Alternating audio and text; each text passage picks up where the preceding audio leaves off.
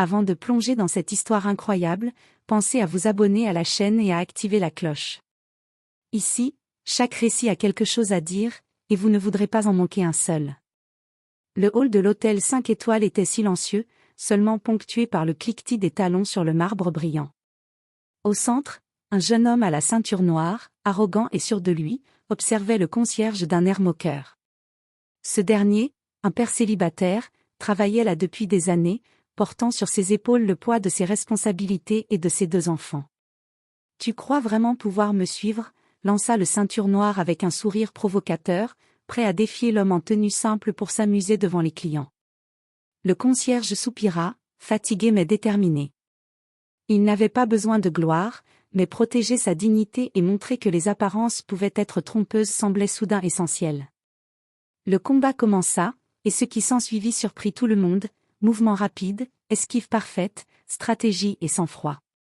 Les spectateurs retenaient leur souffle, incapables de croire ce qu'ils voyaient. Ce père célibataire, discret et humble, révélait une force et un courage qui défiaient toute attente. À la fin, le ceinture noire s'effondra, surpris et respectueux. Le hall résonnait du silence de l'incrédulité, chacun comprenant que sous l'apparence modeste se cachait un homme capable d'exploits inattendus. Et derrière ce sourire timide, le concierge savait que ses enfants seraient fiers de leur père, l'homme qui n'avait jamais cherché la reconnaissance mais qui venait de gagner le respect de tous.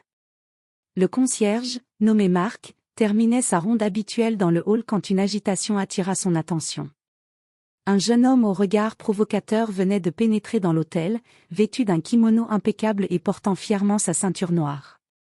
Il riait avec ses amis, cherchant visiblement quelqu'un pour tester ses compétences. Marc, fatigué de sa journée, ne voulait pas s'impliquer. Mais lorsque le ceinture noire s'approcha et fit un geste moqueur vers lui, quelque chose se réveilla en lui. Pas la colère, mais un instinct de dignité et de protection. Il avait appris à ne jamais sous-estimer personne, et encore moins un homme qui se pensait supérieur. « Alors, c'est toi le concierge dont tout le monde parle ?» lança le ceinture noire, un sourire narquois aux lèvres. « Oui, et toi, tu ferais mieux de ne pas me sous-estimer ?» répondit Marc calmement. Les clients et employés s'étaient rassemblés autour, intrigués par la confrontation. Le jeune ceinture noire fit un pas en avant, prêt à montrer sa supériorité. Marc se plaça face à lui, adoptant une posture simple mais ferme, chaque muscle tendu, chaque mouvement calculé. « Très bien, amuse-toi » murmura Marc, presque pour lui-même, conscient que ce duel ne serait pas seulement physique, mais un test de caractère. Le ceinture noire chargea, sûr de son triomphe, mais il n'avait pas prévu la précision et la force tranquille de Marc. Chaque coup, chaque esquive, chaque mouvement semblait naturel, fluide, et surtout, imprévisible. Les spectateurs retinrent leur souffle, ce n'était pas un simple jeu, mais une leçon d'humilité que personne n'oublierait. À la fin du premier échange, le ceinture noire recula, choqué. Marc, respirant calmement, esquissa un sourire discret. Derrière son air modeste, il savait qu'il venait de gagner plus que le respect, il venait de rappeler à tous que la vraie force ne réside pas dans l'apparence, mais dans le cœur et l'expérience. Après le premier échange, le hall était électrisé par le silence des spectateurs. Personne n'osait respirer. Le ceinture noire, pourtant sûr de lui quelques minutes plus tôt, sentait son assurance vaciller. « C'est impossible !» murmura-t-il, en essuyant la sueur de son front.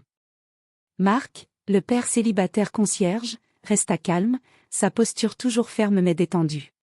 Ses yeux reflétaient une confiance tranquille, pas de vanité, juste la certitude de son expérience. Les clients, fascinés, commençaient à murmurer entre eux, qui aurait cru que le concierge. Le ceinture noire tenta de reprendre le contrôle, lançant une série d'attaques rapides et sophistiquées. Mais Marc esquivait avec une fluidité surprenante, anticipant chaque mouvement. À un moment critique, il effectua une contre-attaque subtile, déséquilibrant le jeune homme et le faisant presque trébucher devant tout le monde. Le silence devint complet. Même les employés, habitués aux petites tensions de l'hôtel, étaient bouche bée. Le ceinture noire, rouge de honte, réalisa qu'il avait sous-estimé un simple concierge, un homme qui vivait une vie modeste mais possédait une force et une maîtrise que le dojo n'avait jamais enseignées. Marc, essoufflé mais toujours maître de lui-même, fit un geste simple, un sourire discret.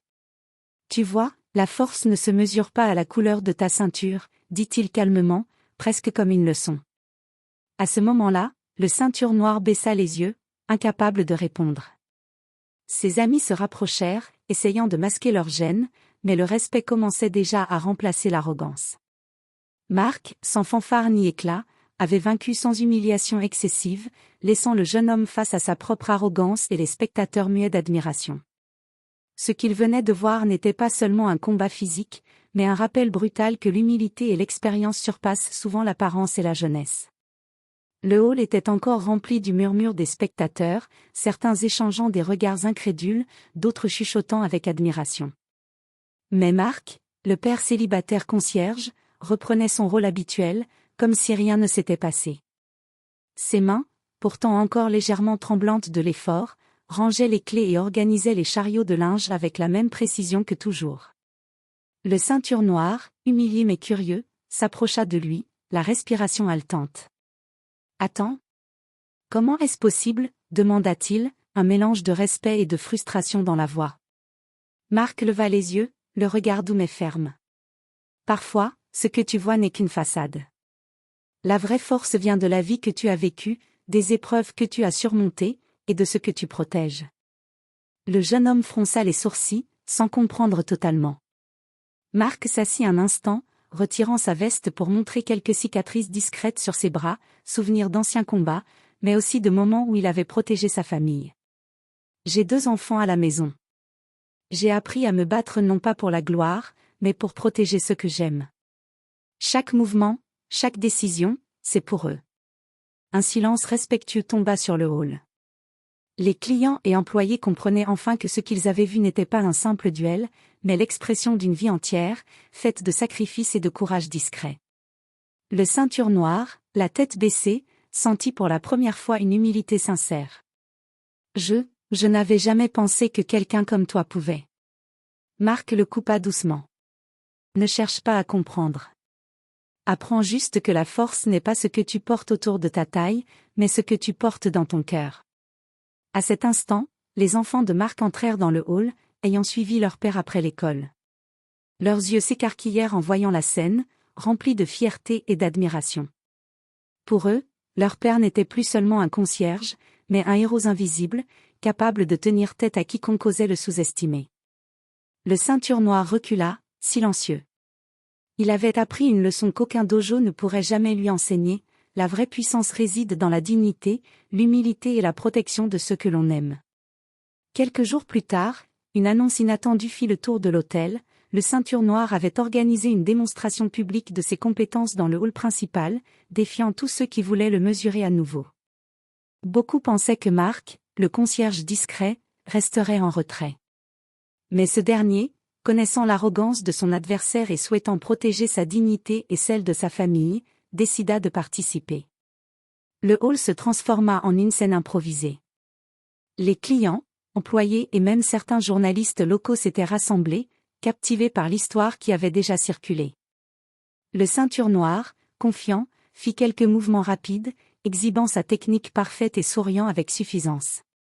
Marc entra calmement, ses enfants à ses côtés, leur présence rappelant à tous que sa force ne venait pas de l'orgueil mais de l'amour et de la responsabilité. Le combat commença, plus intense que jamais. Le ceinture noire multipliait les attaques spectaculaires, mais Marc les contrait avec une précision et une fluidité déconcertantes. À chaque mouvement, les spectateurs retenaient leur souffle, fascinés par la maîtrise tranquille de l'homme simple face à l'arrogance éclatante.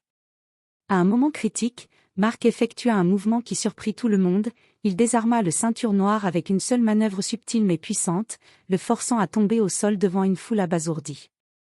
Le silence fut total. Puis, un tonnerre d'applaudissements éclata. Le respect et l'admiration pour Marc étaient palpables, tandis que le ceinture noire, rouge de honte mais désormais humble, comprit que la vraie puissance réside dans le courage, la patience et la protection de ceux que l'on aime.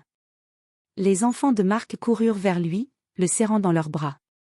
Pour eux, ce n'était plus seulement leur père, mais un héros vivant, capable de défier les attentes et de montrer à tous que l'apparence n'a jamais dicté la valeur d'un homme.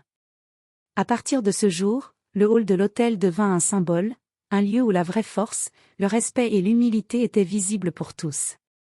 Et Marc, le père célibataire, continua son travail avec un sourire discret, sachant que ses actions avaient laissé une empreinte indélébile sur ceux qui avaient assisté à sa leçon silencieuse mais inoubliable. La nouvelle de la démonstration publique s'était répandue comme une traînée de poudre. Les clients de l'hôtel, les médias locaux, et même certaines écoles d'arts martiaux avaient parlé de Marc, le concierge père célibataire, qui avait défié et vaincu un ceinture noire arrogant. Quelques jours plus tard, Marc reçut une visite inattendue dans le hall. Un homme en costume élégant, visiblement influent, se présenta. « Bonjour, monsieur Marc. Je suis entraîneur dans un centre d'arts martiaux et je cherche des instructeurs capables de former nos jeunes.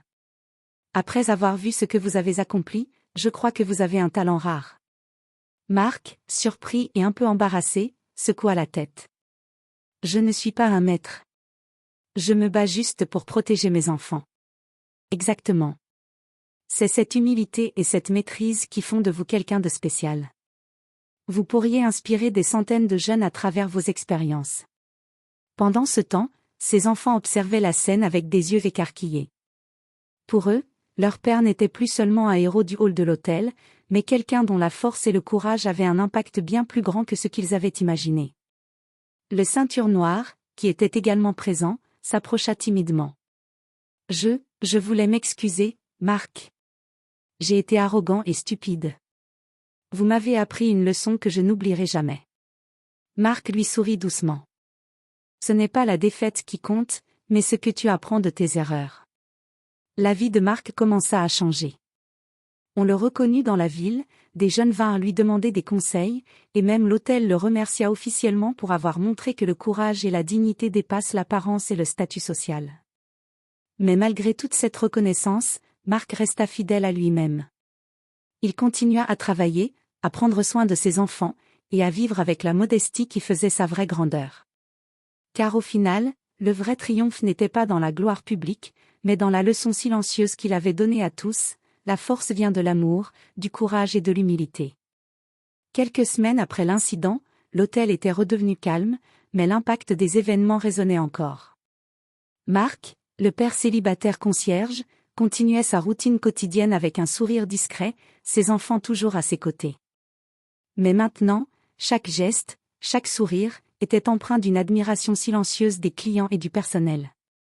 Le ceinture noire, transformé par l'humiliation et l'humilité, était devenu un visiteur régulier.